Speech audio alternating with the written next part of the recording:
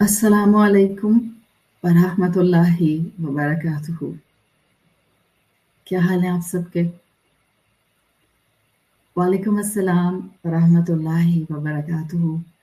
अल्लाह ताला से दुआ है कि अल्लाह ताला हमें अपनी टूटी फूटी नेकियों की हिफाजत करने वाला बनाए और हमारी आखिरी सांस तक हमें ईमान पर, हक पर और अखलाक रसूल सल्लल्लाहु अलैहि वसल्लम पर कायम रखे। अल्लाह का नाम लेकर हम अपनी आज की क्लास को शुरू करते हैं। या रब्बी लकल हम्दु कमा यंबगी ली जलाली वजहिका व अज़ीम सुल्तानिक। अल्लाहुम्मा रब्बना लकल हम्द बिमा खलक़तना व रज़क़तना व अनक़ज़तना व फ़र्रजता अन्ना। लकल हम्दु बिल ईमान व लकल हम्दु बिल इस्लाम व लकल हम्दु बिल क़ुरआन। अम्मा बाद। अऊज़ु बिल्लाहि मिनश शैतानिर रजीम। बिस्मिल्लाहिर रहमानिर रहीम। रब्बि इश्रह ली सदरी व यस्सिर ली अमरी वहलुल उक़दतम मिन लिसानी यफ़क़हू क़ौली। अल्लाहुम्मा थब्बितना इंदल मौती बिला इलाहा इल्लल्लाह। ए हमारे अल्लाह, हमें हमारी मौत पर कलमा ला इलाहा इल्लल्लाह पर साबित कदम रखिए। आमीन या रब्बल आलमीन। सूरत अज़्ज़लज़ला मक्की सूरत है। मुसहफ़ के आखिरी पारे अम्मा पारा में आती है, 30वां पारा। और इस सूरत का थीमेटिक अप्रोच अगर देखा जाए, इस सूरत का मरकज़ी मज़मून अगर देखा जाए तो वो आखिरत की याद के ज़रिए प्रेजेंट में इंसान को अलर्ट करना है। हम इस सूरत की आयत नंबर 7 पिछले कुछ सेशंस से कर रहे हैं। आयत नंबर 7 जिसमें अल्लाह ताला ने एक तरह से इस सूरत का कंक्लूजन दिया है। फमन यअमल मिस्क़ाल ज़र्रतिन खैरन यरा। जो कोई ज़र्रे के बराबर भी अमल खैर वाला करेगा उसको देख लेगा। हमने इस आयत को कई पिछले सेशंस में कवर किया इन डिफरेंट एक्सप्लेनेशंस। मैंने आपको डे 32 कराया था और वहाँ मैंने आपको खैर और शर का मेयार दिया था, बिकॉज खैर का लफ्ज़ आयत में आया है और खैर शर का ऑपोजिट है। तो हमने मेयारुल शर व मेयारुल खैर ये दोनों डे 32 में कवर किए थे। फिर हमने डे 33 में फिलोसॉफिकल डेफिनेशन ऑफ खैर देखा था और मैंने आपको बड़ी तफसील से खैर की डेफिनेशन दी थी, जो जनरली उसकी सुपरफिशियल डेफिनेशन से ज़रा गहराई में उतर के थी। यानी एक तो हम सिंपल खैर कहते हैं ना, एनी गुड डीड, कोई भी नेकी, कोई अच्छाई, कोई भी भलाई का काम, आप उसको खैर कहते हैं। मैंने आपको philosophical definition from the literal point of view of Arabic language खैर की दी थी और मैंने आपको बताया था खैर एक ऐसी शय होती है जिसकी इंसान की रूह में तलब होती है, जिसकी इंसान के जहन में इंक्लिनेशन और रग़बत होती है, जो अगर इंसान को ना मिले तो इंसान की ज़िंदगी अधूरी होती है, जिसको पूरा ना किया जाए या जिस तक इंसान ना आ सके तो आहिस्ता आहिस्ता उस इंसान की ज़िंदगी में वैल्यूएबल काम, वर्थफुल काम कम होने लग जाते हैं। खैर वो चीज़ है जिसमें कामयाबी इंसान के साथ अटैच होने लग जाती है और मैंने आपको इसकी मिसाल दी थी। मैंने आपको एक यू कैन से एग्जाम्पल से समझाया था कि ज़मीन के लिए पानी खैर है। Just in the similar way जैसे कुरान हमारी रूह के लिए खैर है, बिकॉज जैसे पानी ज़मीन को मिलता है तो ज़मीन अपनी असलियत को, अपने पोटेंशियल को मेंटेन कर सकती है।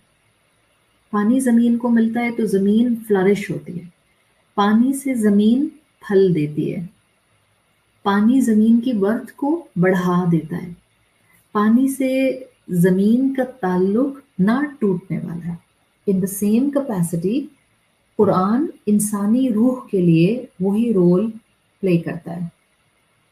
قرآن انسانی روح کے لیے ایسی خیر ہے جس کی طلب ہمارے اندر رکھی گئی ہے، جس کا انکلینیشن ہمارے فائبر میں موجود ہے، جس کے ساتھ جڑ جانا انسان کی زندگی کا مقصد ہے، جس کے ساتھ اٹیچ ہو کر ہم اپنی لائف ورتھ اور کوالٹی انہینس کر لیتے ہیں، جس کے ساتھ رہنا ہمارا سکون اور ہمارا زندگی اور زندگی کے ساتھ ہر قدم کا ایک ساتھ ہے.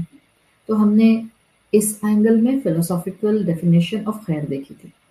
پھر جو ہمارا سیشن نمبر 34 تھا اس میں ہم نے خیر خواہی اور عافیت، یعنی جو ہمارا لاسٹ سیشن تھا بیفور رمضان، اس میں ہم نے خیر خواہی اور عافیت کو سمجھنے کی کوشش کی تھی. اور اس کیپیسٹی میں نے آپ کو خیر کی ڈیفینیشن نیکی کے حوالے سے بتائی تھی، اور آپ کو بتایا تھا کہ جب آپ خیر کو دیکھتے ہیں تو خیر اس دنیا میں مختلف شیپس اینڈ فارمز میں نظر آتی ہے.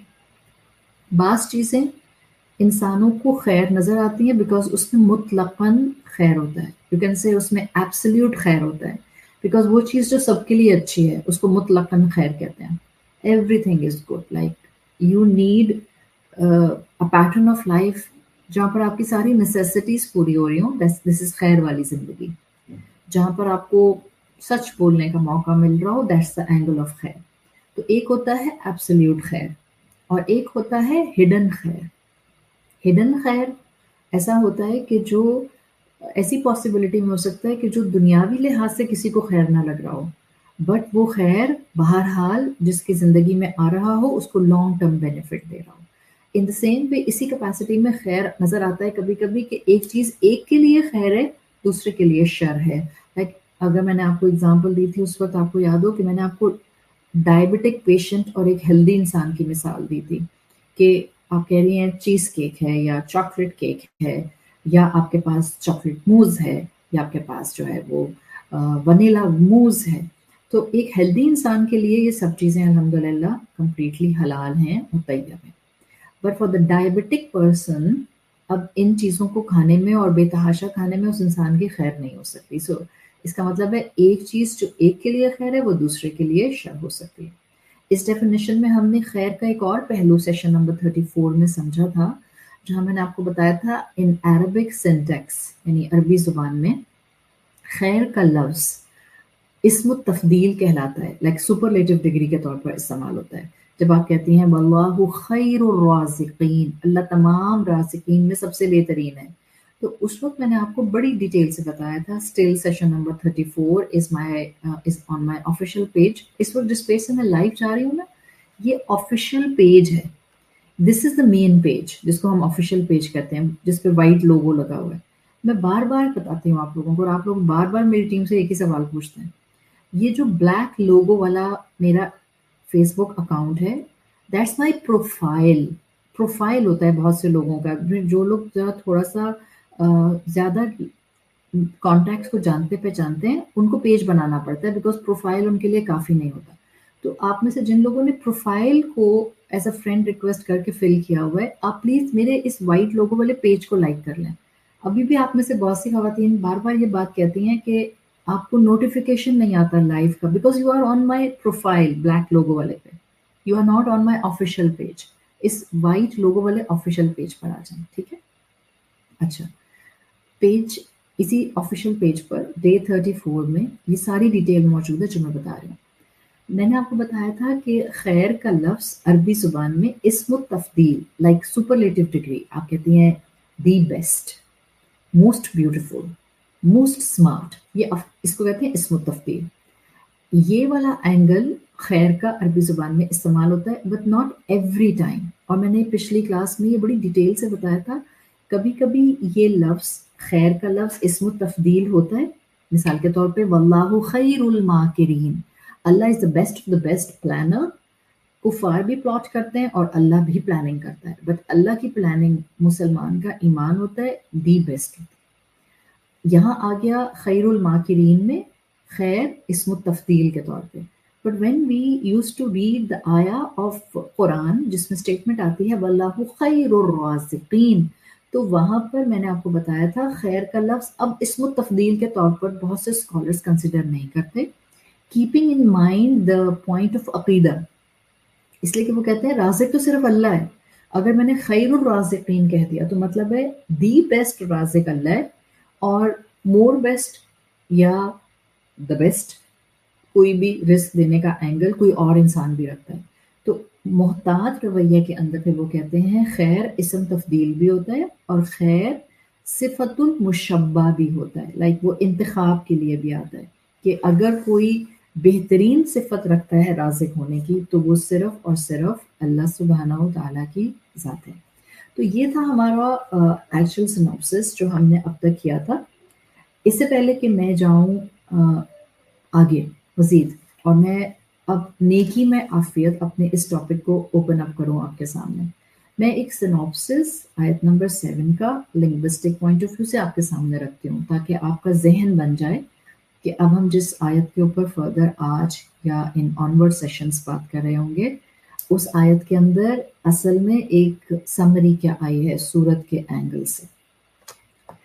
سورت الزلزلہ آیت نمبر 7 فَمَن يَعْمَلْ مِثْقَالَ ذَرَّةٍ خَيْرًا يَرَهُ، تو جو انسان یا جو کوئی بھی ایٹمز ویٹ کے برابر بھی نیکی خیر کرے گا یا رہو وہ اس کو دیکھ لے گا.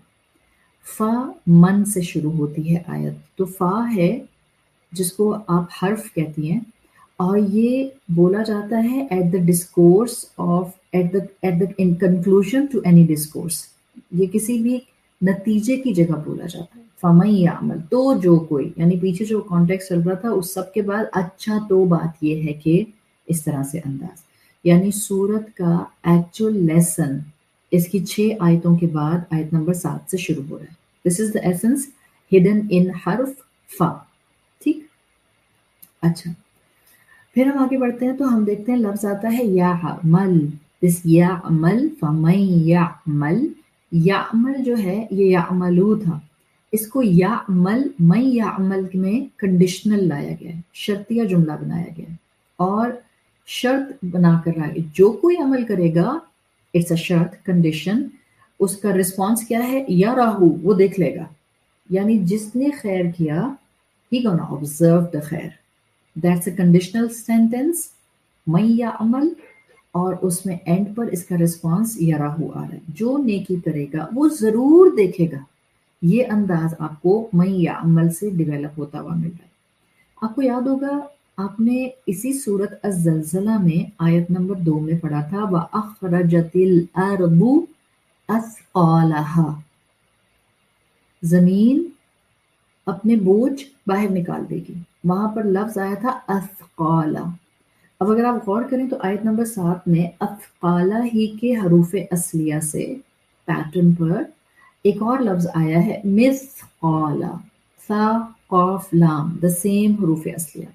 اگر آپ پیچھے جائیں گی اپنے نوٹس میں if you are making notes, یا اگر آپ دوبارہ لیکچر سنیں گی جہاں ہم نے آیت نمبر 2 ڈسکس کی تھی، تو اثقالا اور مثقالا دونوں کا جو پیٹرن بنا ہے حروف اصلیہ کا وہ ہے ثا قاف لام، مطلب ہوتا ہے برڈن، بوجھ.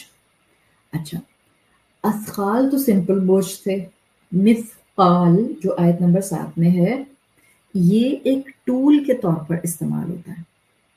ایسا ٹول مثقال کہتے ہیں آلہ، ٹول، انسٹرومنٹ. کس چیز کا ٹول؟ ایک ایسا ٹول جس کے ذریعے ایک چیز دوسرے کے اگینسٹ وزن کی جاتی ہے، یعنی ایک چیز جو کسی دوسری چیز کے اگینسٹ وزن کی جائے گی، چاہے وہ فزیکل ہو یا کانسیپچول ہو، اس کو مثقال کہتے ہیں. ٹھیک ہے، تو مثقال کا لفظ جو آیت نمبر 7 میں آیا ہے دس از اے ٹول، آلہ، اور یہ استعمال ہوتا ہے اگینسٹ اے تھنگ تاکہ اس چیز کا ویٹ کنسیڈر کر لیا جائے. جیسے اسکیل ہوتا ہے جس کو آپ فزیکل بیلنس کہتے ہیں، جس میں ایک طرف آپ پھل رکھتے ہیں یا سبزی رکھتے ہیں اور دوسری طرف آپ وزن رکھتے ہیں.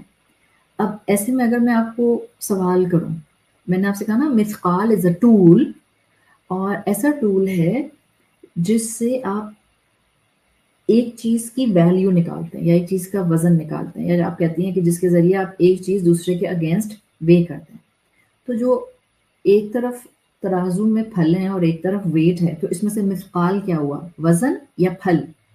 जी, जो वजन है, जो वेट है, वो मिस्काल हो जाएगा, वजन मिस्काल कहलाता है। अच्छा, इस वजन की अपनी कोई वैल्यू नहीं होती है, ये सिर्फ बताता है दूसरी चीज की वैल्यू क्या है। ये वजन अपने अंदर कोई वैल्यू नहीं रखता, दूसरी चीज की वैल्यू बताता है। तो नंबर 1 हो गया मिस्काल, a tool which will be the वजन, जो दूसरी चीज को वे करेगा।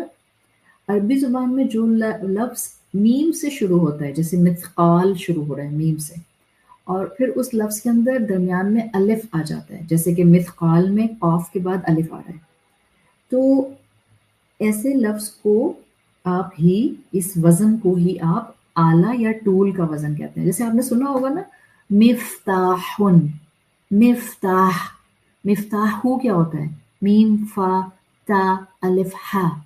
मिफ्ताह कहते हैं की को, चाबी को, कोई चीज खोलने वाली, ठीक है, वो भी टूल है ना, दरवाजा खुल जाता है उससे, दरवाजे का लॉक खुल जाता है उससे। तो मिस्काल भी एक टूल है जिससे किसी आइटम की वर्थ, वेट मालूम किया जाता है। मूव फॉरवर्ड, अगला लफ्ज आ रहा है आयत में, ज़र्रतिन।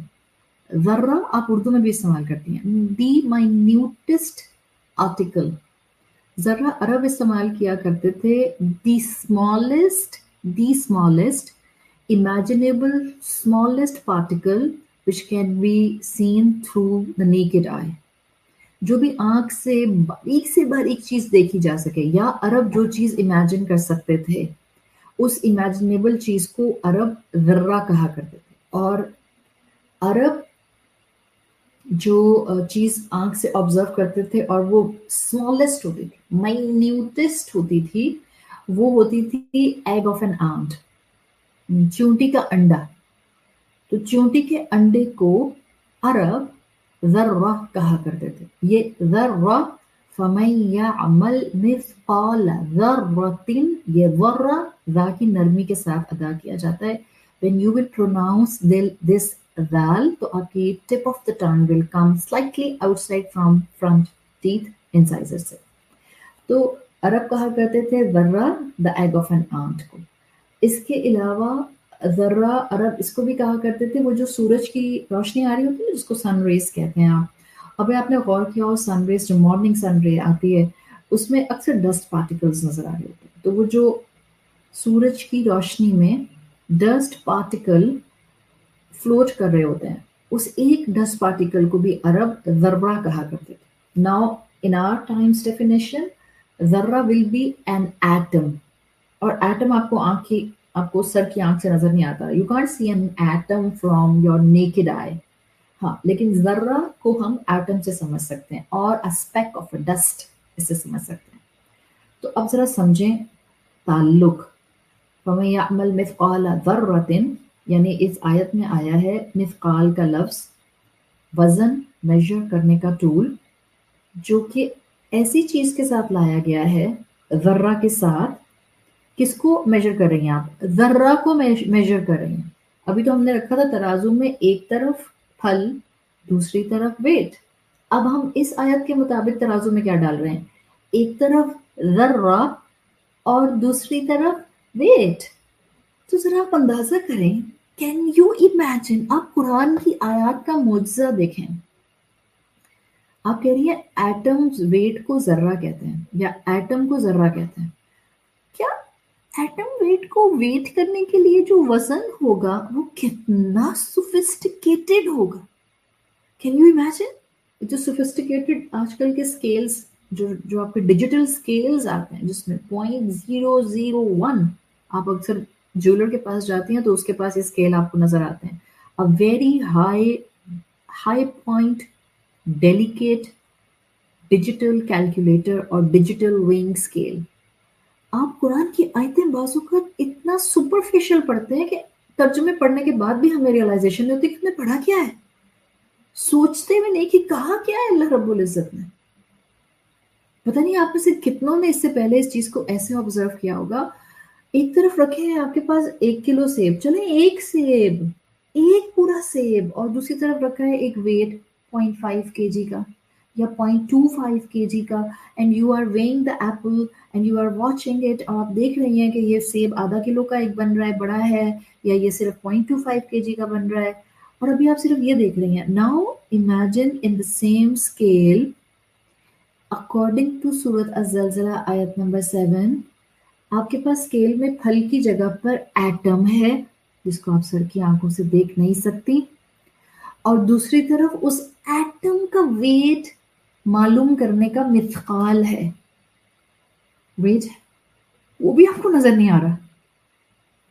अल्लाह इतना बारीक बीन है, वो इतना सोफिस्टिकेटेड है, वो इतना अल लतीफ है कि मेरे दिल की कहीं गहराइयों में कोई नेकी का ख्याल बस टच करके गुजर गया. शायद मुझे खुद भी एहसास नहीं हुआ कि मैंने नेकी का इरादा किया था या मुझे नेकी का ख्याल आया था. टच करके एटम वेट की तरह गुजर गया. अल्लाह वो भी रिकॉर्ड कर लेता है. दिस इज वमन यअमल मिस्काल ज़र्रतिन. इतना बारीक सा वेट. अल्लाह ने इस आयत नंबर 7 में सूरत अज़्ज़लज़ला के साथ जिस मिथकाल का जिक्र किया है, वो मिथकाल भी, और जिस चीज को मेजर करने की बात की है यानी ज़र्रा, ये दोनों ऐसी कैपेसिटी में लाए गए हैं जिसके साथ जनरली हम वजन एसोसिएट कर ही नहीं सकते. बताएं मुझे, मैं आपसे पूछूं मच्छर का वजन बताएं.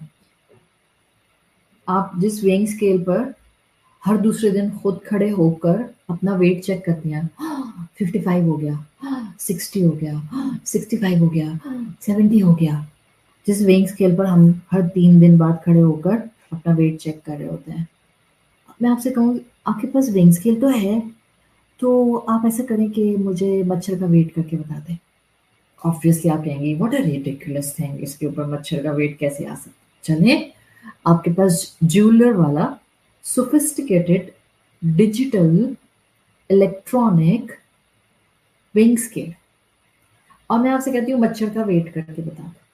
नेक्स्ट टाइम एक मच्छर मार के, और जब ज्वेलर के पास जाएं, उस मच्छर को भी एक कागज की पुड़िया में बंद करके ले जाइएगा, और ज्वेलर भाई से कहिएगा, ज्वेलर भाई जरा अपना वेइंग स्केल तो दिखाएं इससे पहले कि मैं आपसे ज्वेलरी खरीदूं, और अपने उस पेपर में से मच्छर निकाल के पूरे का पूरा मच्छर, नॉट जस्ट मच्छर का पर, पूरे का पूरा मच्छर उस सोफिस्टिकेटेड वेइंग स्केल के ऊपर रख दीजिए, और जरा देखिएगा विल दैट वेइंग स्केल जो इतना सोफिस्टिकेटेड है वो उस मच्छर का वजन बता सकता है कि नहीं बता सकता. अल्लाह ने ऐसी चीज के साथ मिथकाल का वजन रखा है जिस चीज के वजन को हम एसोसिएट ही नहीं कर सकते वजन से. जर्रा आंख से हार्डली नजर आता है. आपने कभी चूटी के अंडे देखे? नहीं देखे होंगे यार, बिकॉज इतनी आसानी से नजर नहीं आते आंख से. 6x6 आई साइड आपका और विजन आपका, तब भी शायद आपको हार्डली नजर आए. ये जर्रा का कंपैरिजन किससे अल्लाह ताला ने सूरत की इस आयत नंबर 7 में किया है? नेकी, आपकी नेकी. क्यों कहते हैं स्कॉलर्स छोटी से छोटी नेकी को भी मामूली ना समझें, बिकॉज आप ये नहीं जानते कि आप किसके लिए कर रहे हैं. और हम नेकियों के इतने ऑप्शन सुबह से लेकर रात तक छोड़ते रहते हैं, छोड़ते रहते हैं, छोड़ते रहते हैं. अरे क्या कोई नेकी थोड़ी है, क्या भाई हर बात मैं ही नेकी करती रहूं, क्या हर दफा मैं ही नेकी करूं, क्या भला हर दफा मुझे ही कुर्बानी देनी पड़े, क्या भला हर वक्त मैं ही सॉरी बोलती रहूं, क्या भला हर वक्त मैं ही माफ करती रहूं, अब क्या भला हर वक्त मैं ही गुस्सा कंट्रोल करती रहूं. क्या ये सब नेकियां नहीं? क्या हमें ये सब करने की अपॉर्चुनिटी रोज नहीं मिलती? क्या हम हर वक्त अपने आप को नेकियां कमाने के अंदर नहीं रख सकते? कभी इस एंगल से सोचें. सूरत अज़्ज़लज़ला हम में से ज्यादातर को याद है, यू नो दिस सूरा वेरी वेल. शायद आपने रमजानों में खूब पढ़ी भी होगी, नहीं पढ़ी होगी तो शायद आप में से ज्यादातर को बहुत फ्लुएंटली कुरान की तिलावत में पढ़नी तो आती होगी, तर्जुमा भी आपको उसका पढ़ना आता होगा बहुत आराम से. हैव यू एवर थॉट एक आयत में इतना बड़ा इंसेंटिव है नेकी करने का, कर जाओ नेकी. अरे घबराते क्यों? तुम्हारा रब तो इतनी छोटी सी नेकी का भी वेट कर लेगा। यू कांट इवन इमेजिन वो दिन जिस दिन हम एक एक नेकी के लिए तड़प रहे हैं। इतनी सी नेकी, इतनी सी नेकी कि आपने सामने बैठी हुई खातून को, जो आपकी माँ है, आपकी बहन है, आपकी सास है, आपका शौहर है, आपका भाई है, आपकी नंद है, भाभी है, देवरानी है, जेठानी है, सिर्फ आपने उसको देखा, आई कांटेक्ट, मुस्कुरा दी, बस 1 सेकंड के लिए।